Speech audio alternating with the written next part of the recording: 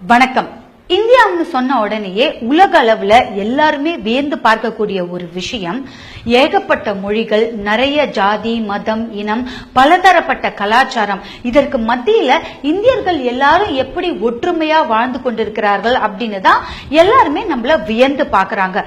Unity in diversity is the beauty of India. வேற்றுமையில் ஒற்றுமை, இதுதான் இந்தியாவுக்கே அழகு. ஆனா இன்னைக்கு எவன் கண்டுபட்டுச்சோ தெரியல, இந்தியாவுக்கே உலக அளவுல அடையாளமா இருக்கக்கூடிய இந்த பன்முகத்தன்மையை சீரழிக்கும் விதமா இன்றைய மத்திய அரசாங்கம் செயல்பட்டு கொண்டிருக்கிறது.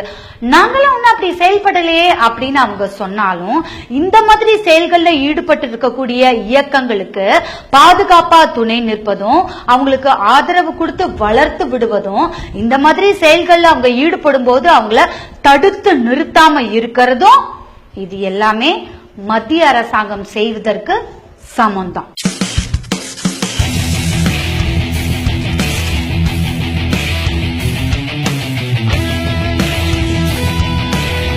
பன்முகத்தன்மை பல வழிகள்ல அழிந்து கொண்டிருக்கிறதுங்க. அதுல முக்கியமா 2 உதாரணங்களை நம்ம பார்க்கலாம். ஒன்னு மாட்டு இறைச்சி தடை சட்டம், இன்னொன்னு ஹிந்தி திணிப்பு. முதல்ல மாட்டு இறைச்சி தடை சட்டத்தை கொஞ்சம் விளக்கமா பார்க்கலாம். காலங்காலமா மாட்டு இறைச்சி சாப்பிடுறவங்க நிறைய பேர் இருக்காங்க.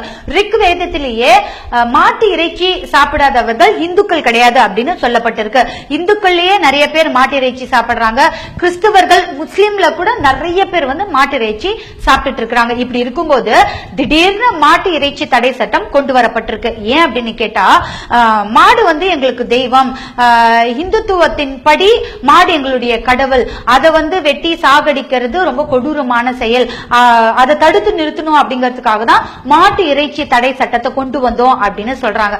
அவங்கள பார்த்து நாங்க ஒரு கேள்வி கேட்கிறோம். ஏங்க, மாடு மேல உண்மையிலேயே உங்களுக்கு ஒரு அக்கறை இருக்கு, அன்பு இருக்கு, அதை பாதுகாக்கணும்னு நினைக்கிறீங்க, அதை கொல்லக்கூடாது அப்படின்னு நினைக்கிறீங்கன்னா, முதல்ல ஒரு தொழிற்சாலையில இன்னைக்கும் 1000 கணக்கான மாடுகள் 4 மதிர் செவுத்துக்குள்ள வெட்டி கொல்லப்படுது. அந்த இடத்துல போய் உங்களுடைய தடை சட்டத்தை கொண்டு வாங்க, அதை ரத்து பண்ணுங்க, அவங்க மேல தீவிரமான நடவடிக்கை எடுங்க. அதை நீங்க பண்ண மாட்டீங்களே. மாட்டு இறைச்சி ஏற்றுமதியில இந்தியா தான் இன்னைக்கு முதலிடம். அவங்க கிட்ட எல்லாம் நீங்க உங்களுடைய சட்டத்தை கொண்டு வர மாட்டீங்க. அதை விட்டுட்டு ரோட்டோரத்துல ஒரு பாய் ஒரு நாளைக்கு ஒரே ஒரு மாடை வெட்டுறாரு அப்படின்னா உடனே அவர் மேல உங்களுக்கு கோவம் அவரை போய் சாவடிப்பீங்க. ஏன், ஒரு விவசாயி அவர் வளர்த்த மாடு அது பயனில்லாத நிலையில அதை சந்தைக்கு கொண்டு விற்கணும் அப்படிங்கிறாரு பாத்தீங்களா, அவர் மேல நீங்க தீவிரமான நடவடிக்கை எடுப்பீங்க. இது மாடின் மேல இருக்கிற ஒரு உண்மையான அக்கறையால கொண்டு வரப்பட்ட சட்டமா, இல்ல ஒரு குறிப்பிட்ட சமுதாயத்தை உங்களுடைய கட்டுப்பாட்டுக்குள்ள கொண்டு வரணும் அப்படின்னு கொண்டு வரப்பட்ட சட்டமா, இல்ல ஓட்டு அரசியல் பண்ணணும் அப்படிங்கறதுக்காக கொண்டு வரப்பட்ட சட்டமா? ஈஸ்வரா, நான் சொல்றேன்னு தப்பா நினைச்சுக்காதீங்க. உங்களுக்கும் அந்த பாட்சாவுக்கும் அதிக வித்தியாசம் இல்ல. அவன் மாடு வெட்டுறான் சமையலுக்காக, நீங்களும் அதே மாடை வெட்டித்தானே மணிப்பர்ஸ் ஷூன்னு பண்ணி எக்ஸ்போர்ட் பண்ற. இன்னும் சொல்ல போனா அவன் வெட்டின மாடை விட உங்களுக்காக வெட்டப்பட்ட மாடுதான் ஜாஸ்தி. அது பிசினஸ். அவனுக்கும் அதானே பாவம். அட்லீஸ்ட் அவனாவது மாடு வெட்டி உள்ளூர்கார சாப்பிட கொடுக்கறான். நீங்க அதையே செருப்பா தச்சு வெளிநாட்டுக்காரர்களுக்கு எக்ஸ்போர்ட் பண்ற. சரி, இதெல்லாம் விடுங்க. ஒருத்தர் பேசுறாரு, அதாங்க ஞானி ஹெச் ராஜா இருக்காருல, அவர் சொல்றாரு, கனடால குதிரை இறைச்சி தடை சட்டம் கொண்டு வரப்பட்டது அதே மாதிரிதான் இங்க இந்தியாவுல மாட்டு இறைச்சி தடை சட்டத்தை கொண்டு வந்தோம் அப்படின்னு சொல்றாரு. எங்க ஹெச் ராஜா, குதிரை கனடால அந்த நாட்டினுடைய தேசிய விலங்கு, ஏன் கொண்டு வாங்க இந்தியாவுல புலி இறைச்சி தடை சட்டத்தை கொண்டு வாங்க நாங்க கேக்குறோம்.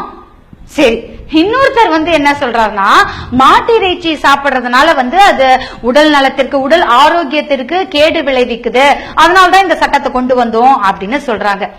இங்க பாருங்க, மாட்டு இறைச்சி சாப்பிடணும், சாப்பிடக்கூடாது, இதெல்லாம் நாங்க சொல்ல வரல. ஏன், உசைன் போல்ட் அவர் ரொம்ப வேகமா ஓடுறதுக்கு மிக முக்கிய காரணமே மாட்டு இறைச்சி சாப்பிடுறதுனால தான் அப்படின்னு சொல்றாரு.